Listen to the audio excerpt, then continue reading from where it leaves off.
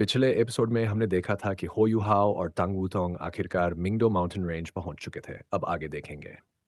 डायलोली white tiger Duke डाइहाओ का पीछा कर रहा था और वह उत्साह से भरी आंखों से हो युहाओ की ओर देख रहा था। वह कुछ कहना चाहता था, लेकिन हो युहाओ ने उसे एक नज़र से रोक दिया। प्रिंसेस वेना और प्रिंसेस जूजू एक के बाद एक आगे बढ़कर अभिवादन करने आई। उनकी दृष्टि से ताकत के मामले में हो युहाओ स्वाभाविक रूप से उन लोगों के सामने कुछ भी नहीं था जो तंबू के अंदर खड़े थे।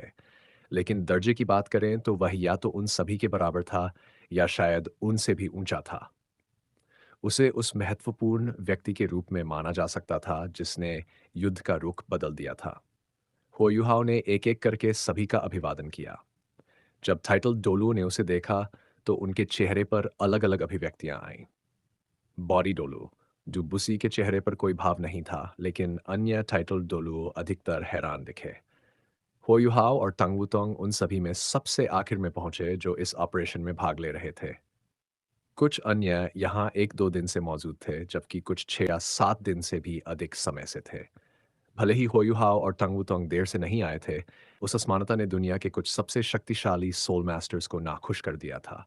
व्हाइट टाइगर ड्यूक ने हो युहाओ का हाथ पकड़ा और उसके साथ अंदर चला गया। फिर सभी की ओर मुड़कर कहा, आओ, मुझे परिचय कराना है। हुओ युहाओ श्रेक एकेडमी का एक प्रतिभाशाली छात्र है और उसे आई ऑफ द असुरा के नाम से जाना जाता है। उसकी उम्र कम है, इसलिए उसे कम मत आंकना। उस समय उसने हमारी काफ़ी मदद की थी और स्टारलू एम्पायर शायद मिंगडो माउंटेन रेंज को बिना उसके मदद के वापस नहीं ले पाती।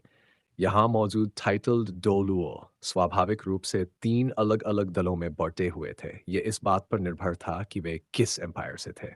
यहाँ मौजूद टाइटल्ड डोलुओ स्वाभाविक रूप से 3 अलग पार्टियों में बांटे हुए थे, प्रत्येक अपने अपने एम्पायर के अनुसार। स्टारलू एम्पायर के टाइटल डोलो सब मुस्कुराए और हल्का सिर झुकाकर मित्रता का संकेत दिया। वे पहले हुओ युहाओ के साथ कंधे से कंधा मिलाकर लड़ चुके थे और बैटलफील्ड पर उसके स्पिरिचुअल डिटेक्शन से मिलने वाले विशाल लाभ को प्रत्यक्ष रूप से देख चुके थे। साथ ही उसने डेथ गॉड डोलो के साथ एक महाकावी युद्ध में बीस्ट गॉड की शक्ति को जगाया था, जिसने जायंट हैमर डोलुओ, शैटर्ड स्टार डुलुओ और अन्य पर गहरा और स्थायी प्रभाव छोड़ा था। हेवनली सोल एम्पायर के टाइटल डोलुओ अपेक्षाकृत अधिक घमंडी और अभिमानी थे। यद्यपि वे जानते थे कि यह व्यक्ति सन मून एम्पायर की सेना के अंदर हुई उस भयंकर विस्फोट से सीधे जुड़ा हुआ था, फिर भी वहां श्रेक एकेडमी के कई शक्तिशाली लोग मौजूद थे। उनके दृष्टिकोण में उस सफलता का श्रेय अधिकतर एल्डर सॉन्ग और यन शाओजे की क्षमता को जाता था। डोलिंग एम्पायर के टाइटल्ड डोलो युहाओ के लिए सबसे अपरिचित थे।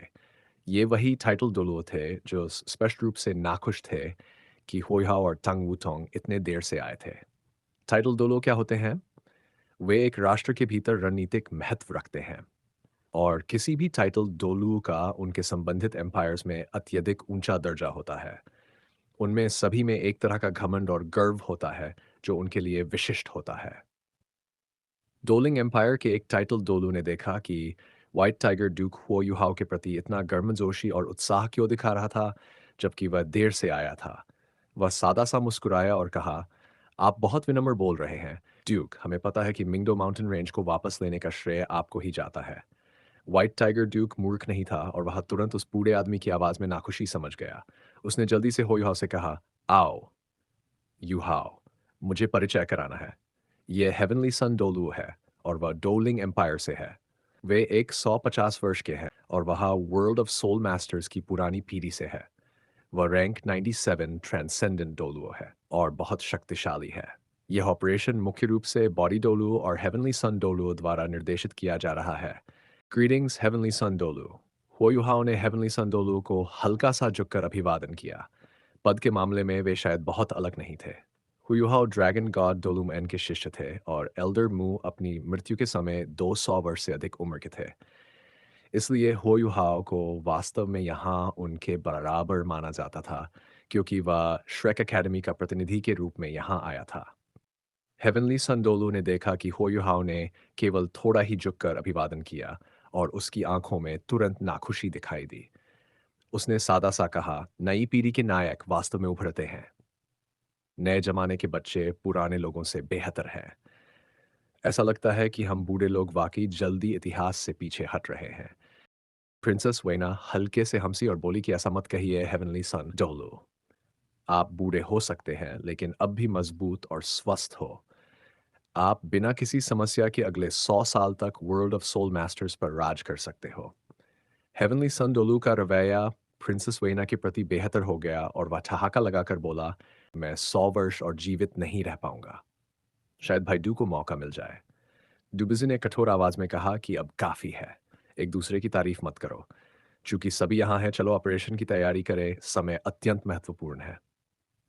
डाइहाओ, तुम वह हो जिसने योजना बनाई है, हमें इसके बारे में बताओ।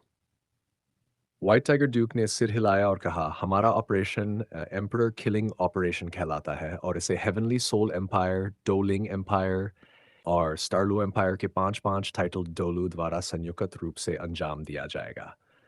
हम सन मून एम्पायर की ओर बढ़ेंगे और एम्परर शू तियानरन की असैसिनेशन करेंगे। हालांकि सू तियानरन अभी जवान है, वह अपनी पीढ़ी का एक बेहद निर्दयी और महत्वाकांक्षी चरित्र है। जब तक वह मौजूद रहेगा, भविष्य में युद्ध अनिवार्य है। सन मून एम्पायर मजबूत होता जा रहा है और अगर हमने कदम नहीं उठाया तो हम पहल खो देंगे और पीछे रह जाएंगे। अगर हम सू तियानरन की हत्या कर सकें तो सन मून एम्पायर अव्यवस्थित हो जाएगा। उसके भाई निश्चित रूप से सिंहासन के लिए एक दूसरे से टकराएंगे। आखिरकार उसका बेटा अभी बहुत नया है और जब वह केवल 1 साल का है तब सिंहासन पर चढ़ना मुश्किल होगा। व्हाइट टाइगर ड्यूक की बात सुनते ही हुओयुहाओ के मन में एक विचार आया। सुचियनरन का बेटा, क्या इसका मतलब ये नहीं कि वह जूजी का बच्चा भी है? जूजी ने उसे एक बच्चा दिया है। जूजी की आवाज और मुस्कान हुओयुहाओ के मन में उभरी और उसके दिल में एक तरह की बेचैनी सतने लगी। किसी भी हाल में उसने पहले उसकी कुछ परवाह की थी। उसने उसका जीवन बचाया था और उसने भी उसका जीवन बचाया था। इस बार हमारा ऑपरेशन सन मून एम्पायर के एम्परर सुटियनरन पर लक्षित है, जो जिसी का पति भी है। अगर हम सफलतापूर्वक सुटियनरन की हत्या कर देते हैं, तो जिसी के पास अब पति नहीं रहेगा और उसके बच्चे के पास पिता नहीं होगा। हुओ युहाओ ने अंदर ही अंदर आह भरी और उसकी सोच वहीं रुक गई। जूजी सही थी कि उसका दिल उन लोगों के प्रति बहुत नरम था जिनकी वह परवाह करता था। तंग वुतोंग को भी हुओ युहाओ के मन में उठ रहे विचारों का पता नहीं था। उसने सोचा कि वह थोड़ा उदास है क्योंकि उसने व्हाइट टाइगर ड्यूक से मुलाकात की थी। व्हाइट टाइगर ड्यूक ने जारी रखा, इसकी हत्याकांड को अंजाम देना निस्संदेह बेहद कठिन है। लेकिन डोलू कॉन्टिनेंट की 3 मूल एम्पायर्स को हमारा ऑपरेशन सफल होने पर बहुत लाभ होगा।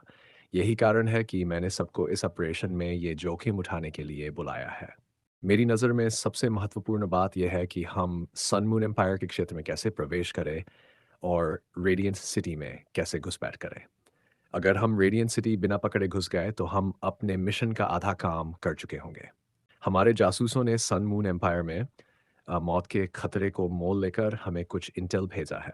लगभग 7 दिन बाद शू तियनरन सन मून एम्पायर की ग्रैंड सैक्रिफिशियल सेरेमनी में हिस्सा लेंगे। वह एम्परर हैं, इसलिए निश्चित रूप से वे समारोह में बलिदान करने की रस्म निभाएंगे। यह हमारे लिए मिशन को अंजाम देने का सबसे अच्छा मौका है। बेशक समारोह में उसके साथ कई शक्तिशाली व्यक्ति मौजूद होंगे। इसके अलावा सन मून एम्पायर हर तरह के सोल टूल्स में माहिर है। शू तियनरन के पास निश्चित रूप से एक जबरदस्त ऑटोमेटिक सोल टूल होगा। इसलिए अगर हम उसे असैसिनेट करना चाहते हैं तो हमें उसके साथ मौजूद एक्सपर्ट फाइटर्स को हटाना होगा। इसलिए हमें अपना ऑपरेशन 2 हिस्सों में विभाजित करना होगा। सभी 15 सदस्य 2 टीमों में बांटे जाएंगे।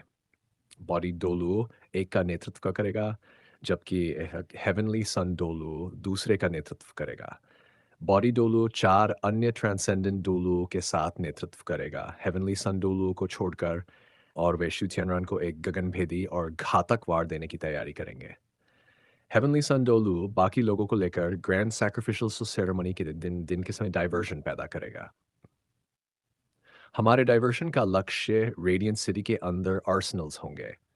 रेडियंट सिटी में कई आर्सेनल्स हैं, लेकिन सबसे महत्वपूर्ण आर्सेनल्स शहर के ईस्टर्न आउटस्कर्ट्स में है। ये समारोह आयोजित स्थान से अपेक्षाकृत दूर है और ये बड़े पैमाने पर सील्ड मिल्क बॉटल्स और स्टेशनरी सोल कैनन शेल्स को संग्रहित करता है। एक बार आर्सेनल पर हमला होने पर डिस्टर्बेंस काफ़ी बड़ा होगा कि सूथियानरन सतर्क हो जाएगा। वे अफरा तफरी में पड़ जाएंगे और जब ऐसा होगा तो बॉडी डोलुओ के लिए मौका आएगा। वे उस हलचल के बीच सूथियानरन पर हमला करेंगे और सभी एक ही वार के बाद पीछे हट जाएंगे। चाहे मिशन सफल हो या न हो, कृपया सभी सुरक्षित रहें। योजना बहुत जटिल नहीं लगती थी, लेकिन निश्चित रूप से विवरणों में कई समस्या थी। सन मून एम्पायर में हम किस तरह घुसपैठ करेंगे और फिर रेडियंट सिटी में प्रवेश करेंगे, ये एक बहुत ही महत्वपूर्ण समस्या थी इससे पहले कि वे अपना मिशन अंजाम दे सकें। योजना बहुत जटिल नहीं थी और सब कुछ परिस्थिति के अनुसार करना होगा। व्हाइट टाइगर ड्यूक की योजना सुनकर होयोहाव ने थोड़ी भौहें चढ़ाई। इतनी अस्पष्ट योजना की सफलता की संभावना 50% से कम जरूर थी। इसके अलावा उनका assassination target sun moon empire का एम्परर था। व्हाइट टाइगर ड्यूक के पास इस तरह की योजना कैसे हो सकती है? ये उसकी मानक शैली जैसी नहीं थी। व्हाइट टाइगर ड्यूक को अपनी इंटेलिजेंस में इस तरह की गलती नहीं करनी चाहिए थी। ये ऑपरेशन निश्चित रूप से एक शानदार लाइनअप था। बॉडी सेक्ट के नेता डुबिजी फिर भी रैंक 90 ट्रांसेंडेंट डोलो थे, भले ही उनकी कल्टीवेशन लंबे समय से नहीं बढ़ी हो। वे एक अल्टीमेट डोलो के बाद दूसरे स्थान पर थे। और भले ही हेवनली सन डोलो हो यूहाओ से थोड़ा नाखुश दिखाई दे रहे थे, वह अभी भी रैंक 97 ट्रांसेंडेंट डोलो था। वह संभवतः डोलिंग एम्पायर का सबसे शक्तिशाली व्यक्ति था। वे इस ऑपरेशन के मुख्य कमान में थे। अगर ऑपरेशन विफल हुआ और वे इस प्रक्रिया में मर गए, तो ये डोलो कॉन्टिनेंट की 3 मूल एम्पायर्स के लिए घातक झटका होगा। होयुहाव के मन में कई शंकाएं थीं, लेकिन वह यहाँ सबसे युवा था, इसलिए बहुत अधिक पूछना उसके लिए उपयुक्त नहीं था। डुबिजी ने सिर हिलाया और कहा, "ये लगभग योजना है, लेकिन हमें विवरणों पर और चर्चा करनी होगी। ज़्यादा समय नहीं बचा है और हमें जितना जल्द हो सके सन मून एम्पायर में घुसपैठ करनी होगी।" व्हाइट टाइगर ड्यूक ने सिर हिलाया और उसने अपने बगल में खड़े हो युहाओ की ओर मुड़कर कहा, "युहाओ, कंसीलमेंट और इन्फिल्ट्रेशन तुम्हारी ताकतें हैं।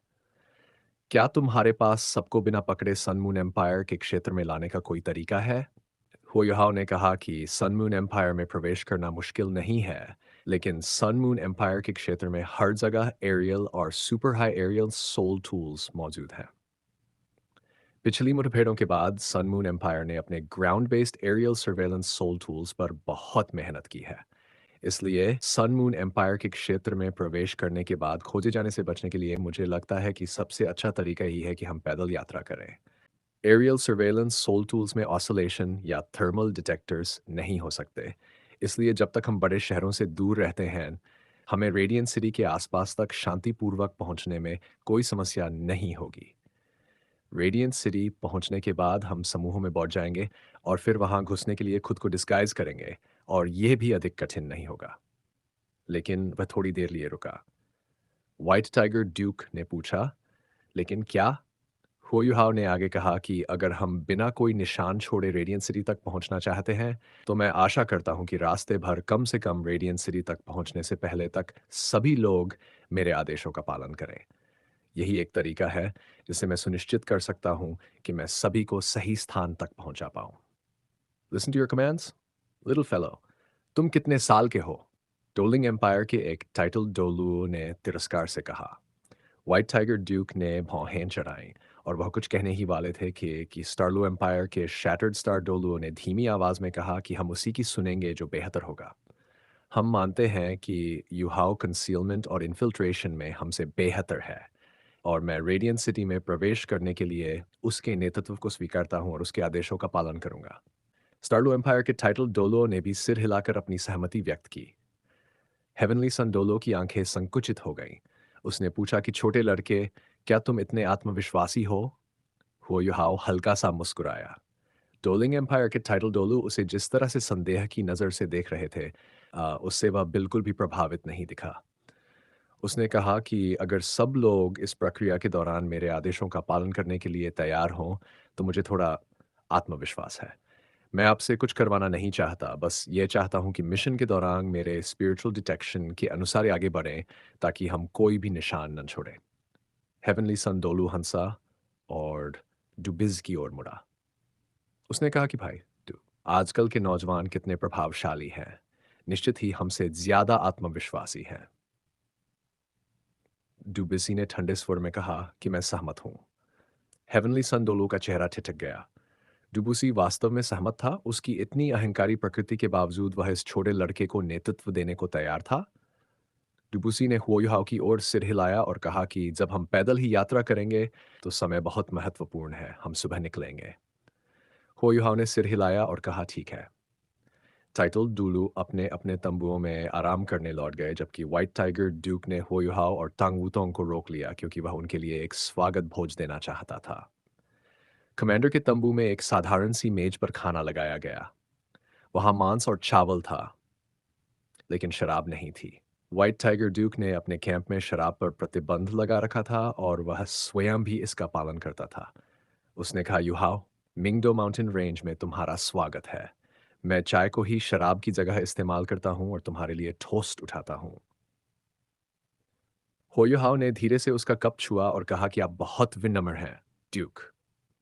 व्हाइट टाइगर ड्यूक के साथ बातचीत करने के बाद होयुहाओ ने पूरी तरह सांस ली। उसने देखा कि वह आदमी पहले की तुलना में अधिक थका हुआ दिख रहा था और उसे समझ आया कि उसके अंदर इस व्यक्ति के प्रति जो घृणा थी वह धीरे धीरे कम हो रही है। व्हाइट टाइगर ड्यूक मुस्कुराए और बोले कि तुम लंबी यात्रा करके आए हो, जरूर भूखे होगे, कुछ खा लो।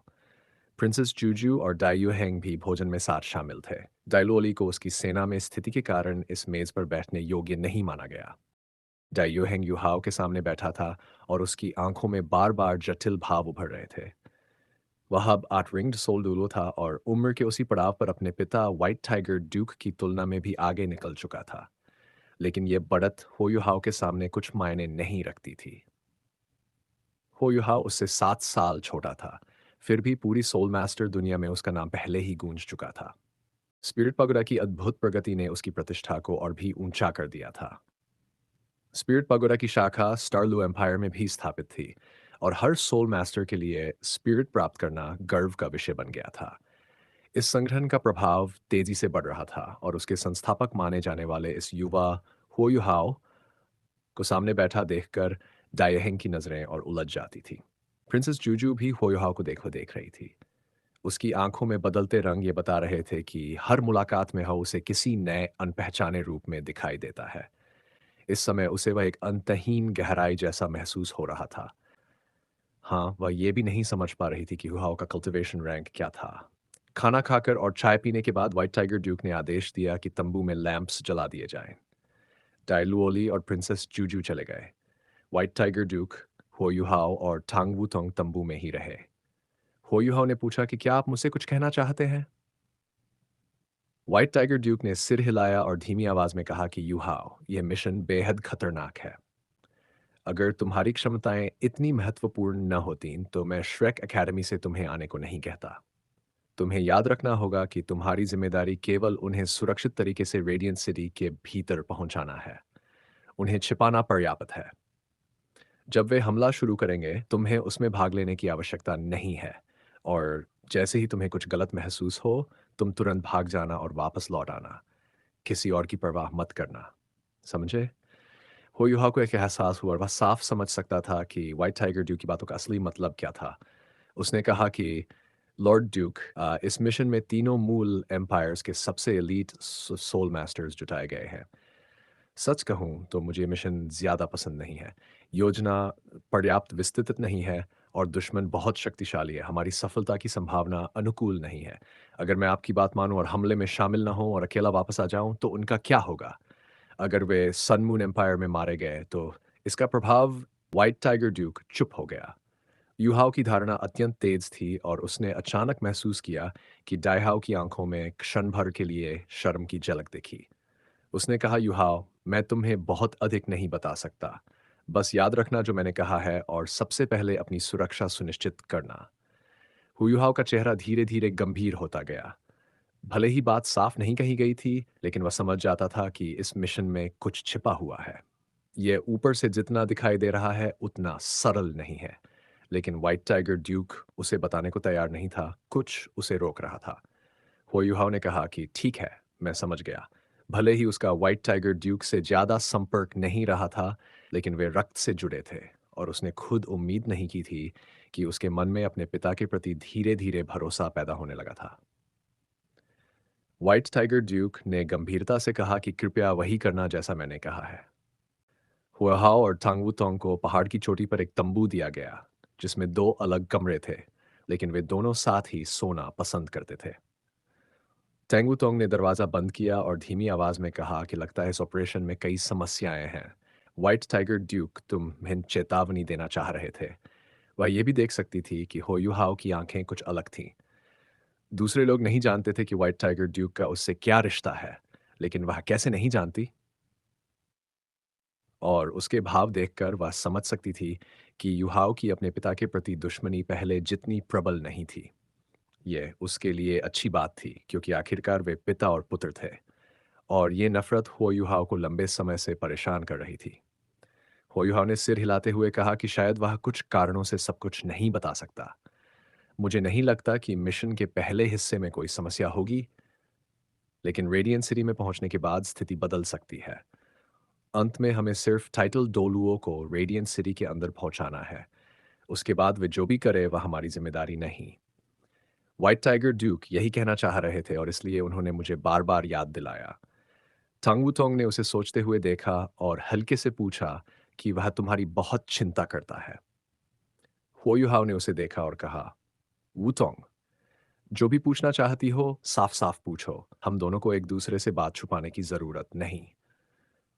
तंगुतोंग ने उसके कंधे पर हल्का मुक्का मारा और कहा कि तुम बहुत परेशान करते हो। मैं बस तुम्हारी परवाह कर रही थी। मुझे लगता है कि तुम्हारी उसके प्रति दुश्मनी पहले जितनी नहीं रही। हो युहाओ ने हल्की हंसी में कहा कि भले ही मैं मानना नहीं चाहता, लेकिन यही हो रहा है। जब तुम नहीं थी, मैं अपनी माँ की कब्र पर गया था। वह पूरी तरह से ठीक करवाई गई थी, और यह उसी ने करवाया होगा। बाद में स्टारलू एम्पायर की लड़ाई में भी हमारा थोड़ा संपर्क हुआ। असर तो पड़ा ही है, लेकिन माँ का बदला मुझे लेना ही है। तंगुतोंग ने धीरे से सिर हिलाया। उसने कहा, बाकी सब बाद में सोचेंगे। उनका मिशन चाहे जो भी हो, अंतिम लक्ष्य सन मून एम्पायर को भारी चोट पहुंचाना है ताकि उनकी आक्रमण योजना टल सके। हम अपना काम पूरा करके एकेडमी लौट जाएंगे। वह आगे नहीं बोली। वह जानती थी कि इतनी पुरानी नफरत रातों रात खत्म नहीं होती। बचपन में उसे जितना प्रताड़ित होना पड़ा और उसकी माँ की मृत्यु, इन सब का संबंध व्हाइट टाइगर ड्यूक्स मैंशन से था। उसे बस धीरे धीरे उसके मन की पीड़ा कम करनी थी। भविष्य में यदि उसे बदला लेना भी पड़े, तो कम से कम वह सीमा न लांघे। तुम सही कहती हो। इस ऑपरेशन का लक्ष्य चाहे जो हो, अंतिम उद्देश्य एक ही है। हमें बस अपना काम करना है, और एक ही व्यक्ति है जिसे मैं किसी भी हाल में बचाना चाहता हूँ, और वह तुम हो। छंगुतोंग खिलखिलाई। उसने कहा, मैं टाइटल डोलुओ हूँ। देखते हैं आखिर किसे किसकी रक्षा करनी पड़ती है। होइहाव हंसा और बोला, तुम मुझे भी बचा सकती हो। चलो अभी बचाओ मुझे। और उसने बाहें फैलाकर उसे अपनी ओर बुलाया। टांगुतोंग ने हंसते हुए खुद को पीछे खींच लिया। उसने कहा कि क्या तुम भूल गए हो कि ये कितना दर्द करता है? हुईहाव का चेहरा तुरंत उतर गया। उसने कहा कि मेरी प्रिय, इस बार वापस जाने पर तुम्हें अपने पिता से कहना होगा कि वह मेरी सील हटा दें, नहीं तो मैं सच में पागल हो जाऊंगा। टैंगुतोंग ने खिलखिलाई और बोली, मुझे तो यह तरीका अच्छा लगता है। तुम्हें बस थोड़ा स्वाद मिलता है। किसी चीज की प्रतीक्षा रहना हमेशा अच्छा होता है ना? हुयुहाव ने उदास चेहरा बनाते हुए कहा कि तुम्हारी सुंदरता ही है जिसके कारण मैं इतने समय से दबा हुआ महसूस कर रहा हूँ। टंगुतोंग लाल पड़कर बोली कि जल्दी से कल्टीवेट करो। तुम्हें बस हल्की फुल्की बातें करना आता है। उनसे थोड़ी दूरी पर बने एक तंबू में दो लोग आमने सामने बैठे थे। वे थे बॉडी डोलो बिज और heavenly sun dolo. Heavenly sun dolo ने थोड़ी नाराजगी के साथ पूछा कि ब्रदर डू, क्या हम सच में रास्ते भर उस छोटे लड़के के आदेश मानने वाले हैं? डू बिजी ने सिर हिलाया और कहा कि उससे कम मत आंकिए हेवनली सन। वह मुझे एक से ज्यादा बार चकित कर चुका है। उसका मार्शल सोल स्पिरिचुअल टाइप है। छिपाव के मामले में उसकी क्षमताएं बहुत अलग और अनोखी हैं। हमारा ऑपरेशन शुरू होने वाला है, और क्या तुम थोड़ा घबराए हुए नहीं हो? नहीं तो तुम इतने विचलित क्यों हो रहे हो? हेवनली सन डुलुओ ने लंबी सांस लेकर कहा कि थोड़ा बहुत चिंतित न होना संभव ही नहीं है। हेवनली सोल एम्पायर की हालत देखकर मुझे डोलिंग एम्पायर की बहुत चिंता होती है। डोलिंग एम्पायर की national strength heavenly soul empire से कम है। एक बार युद्ध फिर शुरू हुआ, और यदि हेवनली सोल एम्पायर दुश्मनों को रोक नहीं पाया, तो हम भी गिर जाएंगे। इसलिए यह ऑपरेशन होना ही चाहिए। लेकिन वह छोटा लड़का मुश्किल से 20-25 का होगा। उस पर भरोसा करना कठिन है। अगर रेडियन सिटी में प्रवेश करने से पहले ही हम पकड़े गए, तो हमारा कोई मौका नहीं बचेगा। डुबिजी शांत स्वर में बोला कि इसलिए तो कह रहा हूं कि तुम घबरा रहे हो। क्या तुमने उस लड़के की ऑरा पर ध्यान नहीं दिया? क्या तुम बता सकते हो कि उसकी कल्टिवेशन रैंक क्या है? हेवनली सन डोलुओ थोड़ी देर के लिए चौंक गया। उसने कहा कि शायद उसके पास लगभग 7 सोल रिंग्स हैं। पहले भी मैंने उनकी सोल पावर अंडुलेशंस महसूस की थी और वे दोनों 7 सोल रिंग्स के आसपास लगे। बॉडी डोलुबिस ने सिर हिलाकर कहा कि नहीं, ध्यान से देखने पर तुम्हें समझ आएगा कि उनकी असली शक्ति बिल्कुल वैसी नहीं है जैसी सतह पर दिखाई देती है। 7 रिंग्स वाले सोल मास्टर जैसी सोल पावर अंडुलेशंस नकली है। उस लड़के की स्पिरिचुअल पावर अत्यंत मजबूत है और मैं भी लगभग धोखा खा गया था। लेकिन गहराई से देखने पर पता चलता है कि उसकी स्पिरिचुअल पावर समुद्र जैसी विशाल और गहरी है। मैं उसकी असली कल्टीवेशन नहीं पहचान सकता, लेकिन वह निश्चित रूप से 7 रिंग्स से ऊपर है। हेवनली संडोलू अभी भी आश्वस्त नहीं हुआ। उसने कहा कि वह मुश्किल से 20-25 साल का है। चाहे वह श्रेक एकेडमी से हो, 7 सोल रिंग्स होना ही बहुत है। डुबुजी ने कहा कि तुम कल उसे और ध्यान से देख लेना। मैं इतना निश्चित हूं कि यदि हमें सन मून एम्पायर में बिना कोई निशान छोड़े दाखिल होना है, तो उस लड़के को नेतृत्व करने देना सबसे अच्छा परिणाम देगा।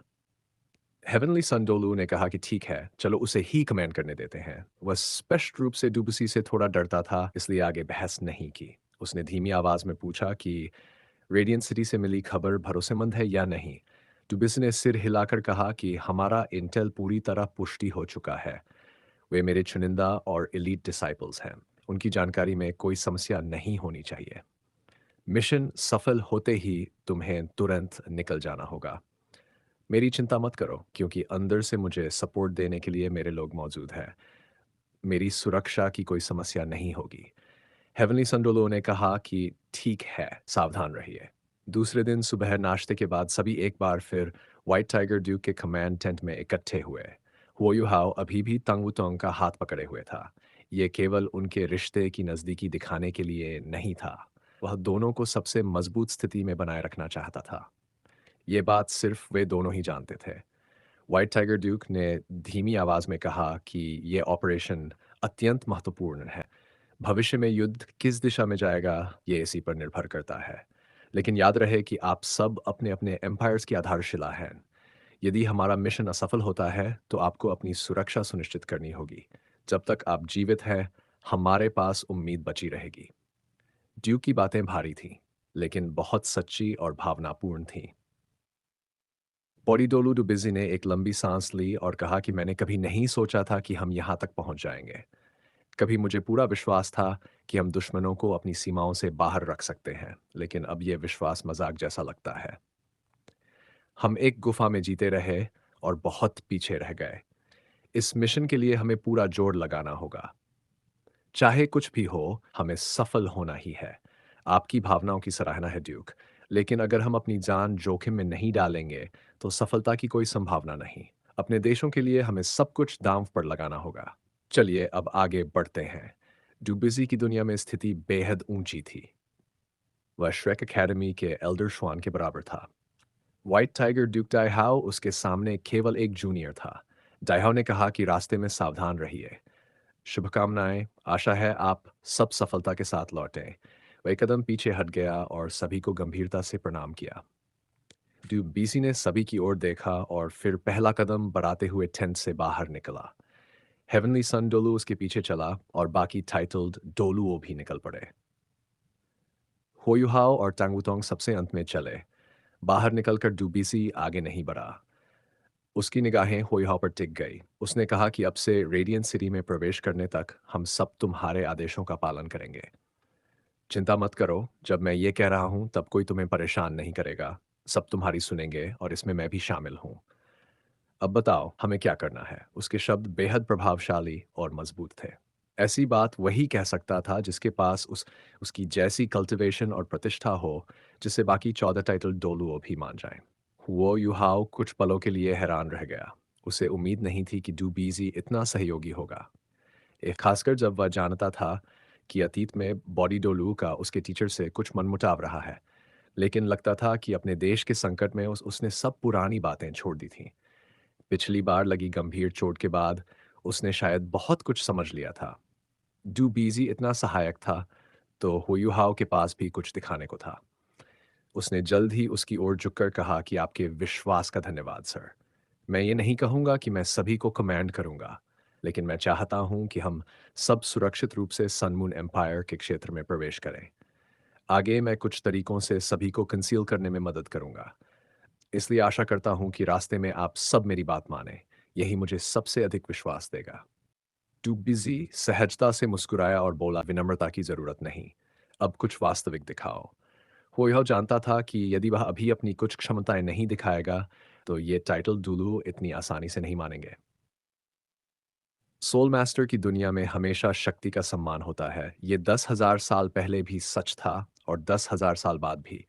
भले ही वह क्लास 9 सोल इंजीनियर था, फिर भी वह खुद को सोल मास्टर कहलाना पसंद करता था। शायद क्योंकि वह श्रेक एकेडमी का था।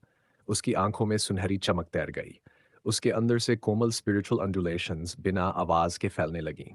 ये तरंगें सभी 16 टाइटल डुलुओं को, जिनमें टांगू टोंग भी शामिल थी, घेरने लगीं। किसी ने भी उसकी स्पिरिचुअल पावर को आते हुए महसूस नहीं किया। केवल जब हुओयुहाओ ने स्पिरिचुअल डिटेक्शन साझा करते हुए प्रत्येक की स्पिरिचुअल वर्ल्ड में प्रवेश किया, तब उन्हें एहसास हुआ कि क्या हो रहा है। तीनों नेटिव एम्पायर्स के सभी टाइटल डोलू डुबिज़ सहित अगले ही क्षण आश्चर्य से भर उठे। उन्होंने महसूस किया कि कोई उनकी स्पिरिचुअल वर्ल्ड में प्रवेश कर चुका है, तो वे तुरंत उसे रोकने की कोशिश करने लगे।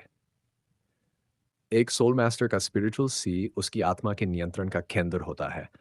वे किसी को यूं ही अंदर आने कैसे दे सकते थे? केवल स्टारलू एम्पायर के टाइटल डोलो, जिन्होंने पहले ही होयुहाओ की स्पिरिचुअल डिटेक्शन का अनुभव किया था, उन्होंने कोई प्रतिरोध नहीं किया, लेकिन प्रतिरोध मायने नहीं रखता था। होयुहाओ की स्पिरिचुअल डिटेक्शन ने सबके साथ आसानी से फ्यूजन पूरा कर लिया। इसका मतलब था कि रोकना व्यर्थ था। स्पिरिचुअल डिटेक्शन एक बड़ी जाली जैसी थी, और उनके सभी स्पिरिचुअल पावर उस जाली से गुजरती हुई पानी जैसी लगे। कोई भी शक्ति उसे रोक नहीं सकी। यहाँ तक कि स्टार लुओ एम्पायर के टाइटल डोलुओ भी नहीं जानते थे कि स्पिरिचुअल डिटेक्शन इतनी अद्भुत होगी है। होयुहाओ ने सीधे उनकी स्पिरिचुअल पावर को जोड़ दिया, और उन्हें कुछ भी करने की आवश्यकता नहीं पड़ी। अगले ही पल उनके आसपास की दुनिया त्रिआयामी हो गई। 360 डिग्री तक का दृश्य उनके मन में उभर आया, जैसे वे आकाश से देख रहे हों। सब कुछ अत्यंत स्पष्ट हो गया। हेवनली सन डोलू और डोलिंग एम्पायर के बाकी सोल मास्टर्स, जो होयुहाओ को सबसे कम जानते थे, उनके चेहरे पर गहरा आश्चर्य फैल गया, और जो अगली चीज हुई उसने उन्हें और भी स्तब्ध कर दिया। वे 360 डिग्री के दृश्य फैलने लगे और दूर दूर तक जाल की तरह फैलते चले गए। वे अपने स्थान पर खड़े थे, लेकिन उनकी दृष्टि लगातार दूर तक फैलती जा रही थी, यहाँ तक कि कुछ ही समय में मिंगदो माउंटेन रेंज का बड़ा हिस्सा उनकी दृष्टि में आ गया।